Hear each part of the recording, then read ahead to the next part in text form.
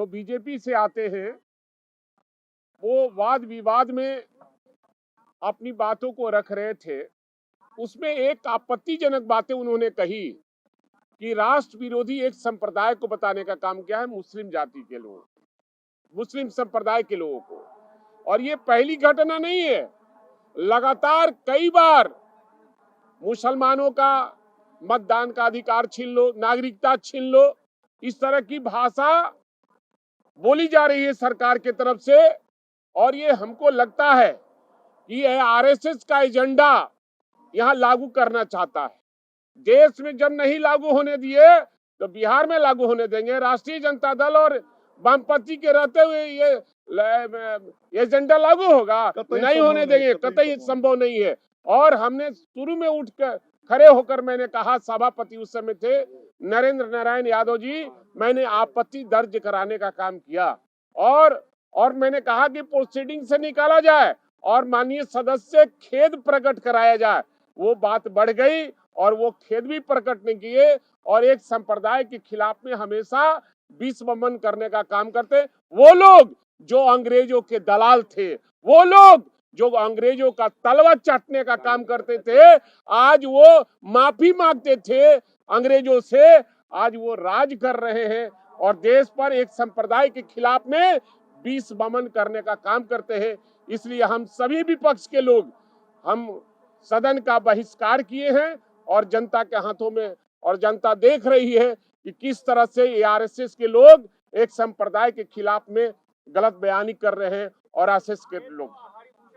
बात कर लीजिए, सवाल ये पैदा होता है तृतीय अनुपूरक बजट पर वाद विवाद के क्रम में भाजपा के एक विधायक ने अल्पसंख्यकों को निशाना बनाकर बहुत ही घिनौनी टिप्पणी की है और कहा है कि अल्पसंख्यक जो देश विरोधी हैं, इसी तरह के शब्द उन्होंने कह करके अल्पसंख्यकों को न सिर्फ प्रताड़ित किया है, न खौफ में डालने की बात की है, न सिर्फ नफरत फैलाया है, बल्कि संविधान विरुद्ध बात करके एक संवैधानिक संस्था में हमारी मर्यादा को तार तार किया है। इसलिए सारे लोगों ने मिलकर इसका विरोध किया है। हम मुबारकबाद देते हैं। अल्पसंख्यक भय में है, नफरत के जरिए से अल्पसंख्यकों की मॉब लिंचिंग हो रही है और इसी किस्म के भाषा के प्रयोग से, इसी किस्म के उकसावे बयान से अल्पसंख्यक कहीं न कहीं से खौफ की जिंदगी जीने पर मजबूर हो गया है। इसलिए हम लोगों ने सदन में इसकी गुजारिश की कि साहब ये सदन नियमावली कुछ भी है वो संविधान के अधीन है। संविधान के अधीन जो नियमावली है उसमें कहीं से गुंजाइश नहीं है कि किसी समुदाय को आप टारगेट करके बात करें। अगर गॉडसे ने गांधी का कत्ल कर भी दिया था तो हम गॉडसे को कह सकते हैं, किसी समुदाय को नहीं कह सकते हैं। लेकिन यहाँ पर अल्पसंख्यकों को निशाना बनाकर कहा जा रहा है और सरकार ये कह रही है कि हाँ देख लिया जाए कार्रवाई, लेकिन सदन से देखा नहीं जा रहा है। समझ में बात नहीं आ रही है कि अल्पसंख्यकों को लोग इस तरह क्यों सता रहे हैं, क्यों परेशान कर रहे हैं। लगता है कि अल्पसंख्यकों के नाम पर ही कब्रिस्तान, श्मशान, गाय, टोपी, बुर्का, हिजाब, मुसलमान, नागरिकता, वोट का राइट, इसी पर पूरी राजनीति कर रही है बीजेपी।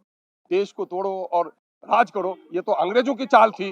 देशवासियों की भी चाल चलन और चेहरा इस तरह का हो जाएगा, ये आशा हम लोग को नहीं थी। इसलिए हम लोगों ने भारतीय जनता पार्टी के तरफ से शैलेंद्र जी पंचायती राज के बजट पर बोलने के लिए खड़े हुए और बोलते के क्रम में विषय से जुड़े तथ्यों पर कोई बात उन्होंने नहीं की, बल्कि सीधे सीधे अल्पसंख्यक जमात को राष्ट्रद्रोही साबित करने के लिए अमर्यादित शब्दों का प्रयोग किया।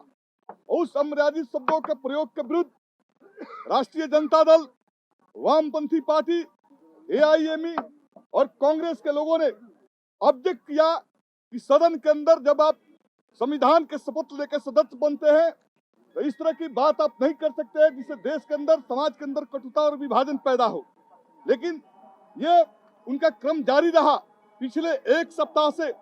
जैसे वो लोग कर रहे हैं, भारतीय जनता पार्टी के लोग सदन के अंदर नफरत भरी बयान, उकसावे भरी बयान, इसे समाज में मॉब लिंचिंग का स्पेस बनता है। हम लोग विपक्ष के लोग लगातार ये सवाल को उठाते रहे, ये विरोध करते रहे कि सदन के अंदर ऐसी बात नहीं होनी चाहिए। अध्यक्ष महोदय का हम लोगों ने बार बार रिक्वेस्ट किया कि आप माननीय सदस्य जो संविधान के खिलाफ बोल रहे हैं उनसे माफी मंगवाइए, लेकिन माननीय अध्यक्ष महोदय किन कारणों से गोल मटोल जवाब देते हैं और सरकार के भी जो जवाब आते हैं वो संतोषप्रद नहीं होते हैं। मैं जनता दल यू के नेता माननीय नीतीश कुमार जी जो मुख्यमंत्री हैं, वो लगातार अल्पसंख्यकों के पक्ष में बोलते रहते हैं, लेकिन सदन पटल पर यह देखा गया है कि भारतीय जनता पार्टी के जो उकसावेपूर्ण नफरत भरी बयानबाजी है, उस नफरत भरी बयानबाजी, उस सांप्रदायिक बयानबाजी के समर्थन करने का काम सरकार के लोग कर रहे हैं। और इसलिए आज बिहार के अंदर नीतीश कुमार का चरित्र जो है साफ जो है सामने आ गया कि वो भारतीय जनता पार्टी और आरएसएस के गोद में खेल रहे हैं। और इसलिए आज हम विपक्ष के लोगों ने सदन से आहत होकर आज बाइकॉट किया है। और ये बाइकॉट ये संदेश देना चाहता है कि सरकार और के अंदर और सदन के अंदर जिस तरह से सांप्रदायिकता को टॉलरेंस करने की कोशिश की जा रही है, ये बर्दाश्त हम वामपंथी लोग, राष्ट्रीय जनता दल के लोग, कांग्रेस के लोग, एआईएम के लोग नहीं कर सकते।